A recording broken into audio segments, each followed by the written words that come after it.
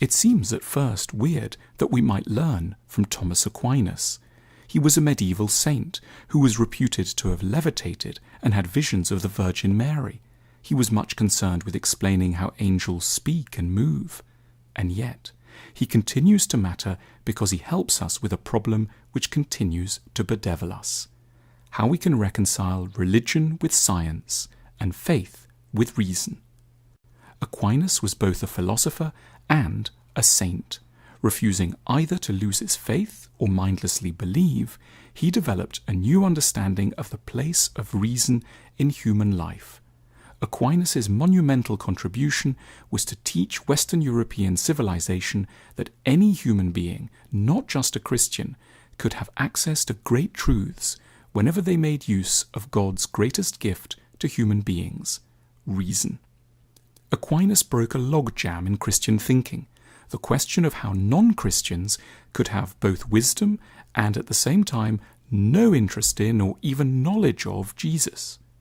Aquinas universalized intelligence. He opened the Christian mind to the insights of all of humanity from across the ages and the continents. The modern world, insofar as it insists that good ideas can come from any quarter, regardless of creed or background, remains hugely in Aquinas' debt. Thomas Aquinas was born to a noble family in Italy in 1225. As a young man, he went to study at the University of Naples, and there came into contact with a source of knowledge which was just then being rediscovered: the texts of ancient Greek and Roman authors. Aquinas then became an academic at the University of Paris and an exceptionally prolific writer, producing nearly 200 pieces about Christian theology in less than 3 decades. His books bear beautiful and strange titles like the Summa Theologica and Summa Contra Gentiles. Such was his devotion to knowledge. Even at the moment of his death, at the age of 49, Aquinas is reputed to have been in the middle of writing an extended commentary on the Song of Songs. After he died, he was canonized in the Catholic Church and is now the patron saint of teachers. Aquinas' starting point was that some of the world's greatest thinkers have not been Christian, but this didn't bar them from having huge insights, because, as Aquinas proposed, the world can be usefully explored through reason and not just through faith. To explain how this could work, Aquinas brilliantly proposed that the universe and all its dynamics operate according to 2 kinds of law: secular natural law and religious eternal law. For Aquinas, a lot of the world follows natural laws.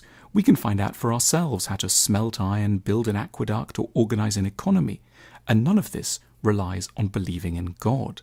Aquinas discussed Jesus' injunction to do unto others as you would have them do unto you.